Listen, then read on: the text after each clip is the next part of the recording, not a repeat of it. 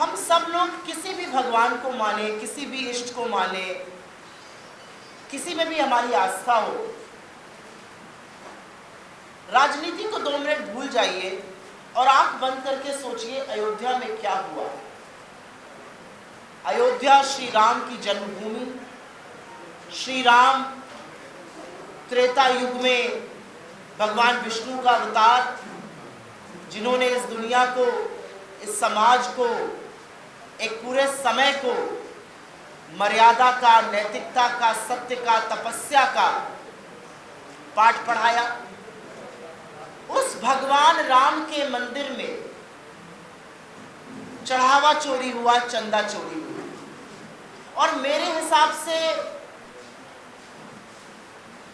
ये कोई चोरी की घटना नहीं है, ये डकैती नहीं है, ये करोड़ों हिंदुओं की आस्था पर, उनके विश्वास पर, धर्म पर पूरा पूरा हमला है, प्रहार है,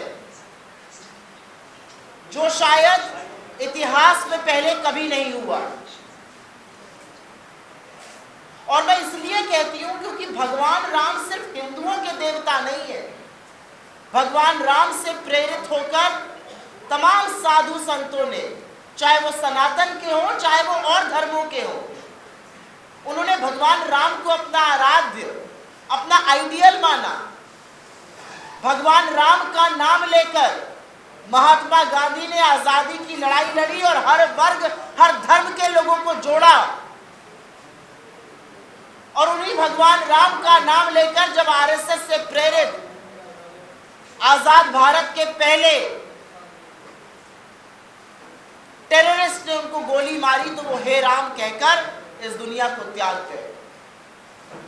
और उस भगवान राम के मंदिर में जब चढ़ावा चोरी होती है, जब चंदा चोरी होती है, तो हर हिंदू का, हर भारतीय का आहत होना बनता है, क्योंकि भगवान राम इस देश के कण-कण, इस देश की आत्मा में व्याप्त है।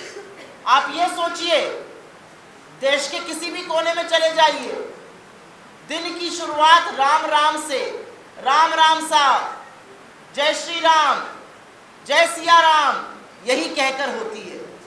मैं यूपी से आती हूँ, हर दूसरे आदमी के नाम में भगवान राम का नाम जुड़ा हुआ है। राम भरोसे, राम खिलावन, राम केवल, राम निरव, कितने भगवान राम से नाम प्रेरित है। और ऐसे देश में जहां पर आस्था के प्रतीक भगवान राम है, उनके मंदिर में चढ़ावा चोरी को आप क्या करेंगे?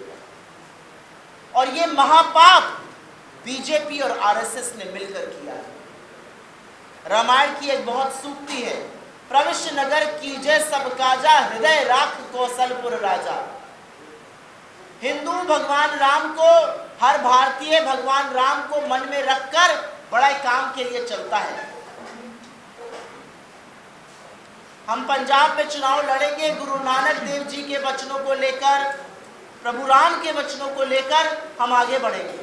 लेकिन बीजेपी और आरएसएस ने प्रविश्य नगर कीजिए सब काजा, भगवान राम के मंदिर का संचालन तो हाथ में ले लिया, लेकिन मुंह में राम और बगल में छुरी रखने का काम किया।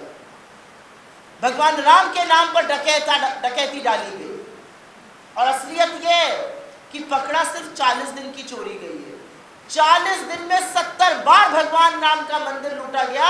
इन्होंने तो गजनवी को भी पीछे छोड़ दिया। और ये स्वयंभू हिंदुत्व के ठेकेदार हमारे धर्म के नाम पर कलंक है। बीजेपी और आरएसएस के लोग उस ट्रस्ट में भरे हुए थे जिस ट्रस्ट के ऊपर भगवान राम के मंदिर के संचालन की जिम्मेदारी थी। आनंद फानन में एक एसआईटी का गठन होता है, और अब मैं कुछ क्रमवार तरीके से कुछ ही मुद्दों पर बोलूंगी। पहले एसआईटी पर चर्चा करते हैं। एक एसआईटी बनाई गई, उसका देखरेख उसके प्रमुख विजय विश्वास पंत जी थे। विजय विश्वास पंत जी मध्यांचल वितरण विद्युत निगम के एमडी थे। उनके खिलाफ फ्रॉड की, जालसाजी की, भ्रष्टाचार की 2 एफआईआर। एक ऐसा व्यक्ति इनको मिला एसआईटी का चीफ बनाने के लिए।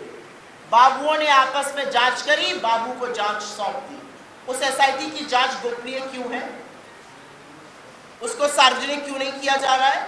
उस एसआईटी ने 8 छोटे छोटे प्यादों को क्यों पकड़ा, बड़े बड़े मगरमच्छों को क्यों छोड़ दिया? उस एसआईटी ने क्यों एफआईआर नहीं करवाई चंपत राय बंसल और अनिल मिश्रा और गोविंद गिरी और तमाम लोगों के खिलाफ? क्या उनको माल ठिकाने लगाने के लिए छोड़ दिया गया था और आपकी आंखों में धूल झोंकने के लिए 2 घंटे की पूछताछ कर ली गई चंपत राय बंसल से? चंपत राय बंसल सर्वे सर्वा बने हुए थे उस ट्रस्ट के हर चीज के अयोध्या में, और उनको बिल्कुल आजाद छोड़ दिया गया। एक छोटा सा इस्तीफा ले लिया गया और आप ही के एक साथी ने स्टिंग ऑपरेशन किया और वहां पे कहा जाता है इस्तीफे से क्या होता है, सारे फैसले तो वही लेते हैं। और यह सच है कि जो एजेंसी लोगों का रिक्रूटमेंट करती थी उसको एक फर्रे में नाम लिखकर भेजने वाले चंपत राय बंसल थे। उन्हीं लोगों ने चोरी करी, उनको गिरफ्तार किया गया। तो जब चोरों के सरगना को आपने छोड़ दिया तो छोटे छोटे प्यादों से क्या मिल जाएगा? कोई 12,000 कमा रहा था, कोई 14,000 कमा रहा था, यह अलग बात है, वो 25 लाख का प्लॉट खरीद रहे थे। लेकिन ये भाई साहब क्या कर रहे थे? चंपत राय बंसल आरएसएस के बेहद करीबी, आरएसएस की विचारधारा के, आरएसएस के कार्यकर्ता, उनको छोड़ने का काम क्यों किया गया? अनिल मिश्रा को छोड़ने का काम क्यों किया गया? चंपत राय बंसल जानते थे कि अयोध्या के श्री राम मंदिर में केंद्रीय पुलिस बल भी है, स्टेट पुलिस बल भी है। उसके बाद भी उन्होंने 400 निजी सिक्योरिटी वालों की एक एजेंसी क्यों रखी? वो उसी रूट पर क्यों लगी जहां पर डोनेशन जाती थी? उनका क्या काम था? उनको 1 करोड़ रुपए महीने का क्यों भुगतान होता था? वो एजेंसी बीजेपी के एक एक्स एमपी, आरएसएस के एक कार्यकर्ता की थी, बिहार से है वो, उनको क्यों रखा गया? क्या उनके ऊपर चोरी का जिम्मेदारी सौंपी गई थी? ऐसे चोरी होगी? ये दूसरी बात है। तीसरी बड़ी बात, और ये बात जरूरी है कहनी, एसआईटी की जांच आती है, सेक्रेटरी को सौंप दी जाती है, वो गोपनीय है, वो गुप्त है। उसके बाद तमाम लोग आके सामने कहना शुरू करते हैं हमारा चंपत। एक बात और यहाँ पे कहनी जरूरी, चंपत राय बंसल जी को निकाला गया, कथित तौर पर उन्होंने इस्तीफा दिया, लाया किसको गया? बजरंग लाल बागरा को।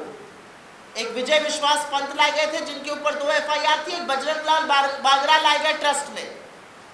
वो ट्रस्ट में आए, ये वो व्यक्ति है जो नालको का सीएमडी बना, लेकिन इनके खिलाफ घोटाले के और जालसाजी और भ्रष्टाचार के इतने केसेस थे कि सीबीसी इनको क्लियरेंस नहीं दे पाया और इनको अपने पद से इस्तीफा देना पड़ा। 145 करोड़ के देश में आपको इन दागदार, इन भ्रष्टाचारियों, इन घोटालेबाजों, इन जालसाजों के अलावा भगवान राम का काम करने के लिए कोई मिल नहीं रहा है। कोई बेदाग छवि का व्यक्ति, कोई साफ सुथरा व्यक्ति, कोई सम्मानित, कोई मर्यादित व्यक्ति। ये मर्यादा पुरुषोत्तम की सेवा में आपने ऐसे लोगों को लगाया है।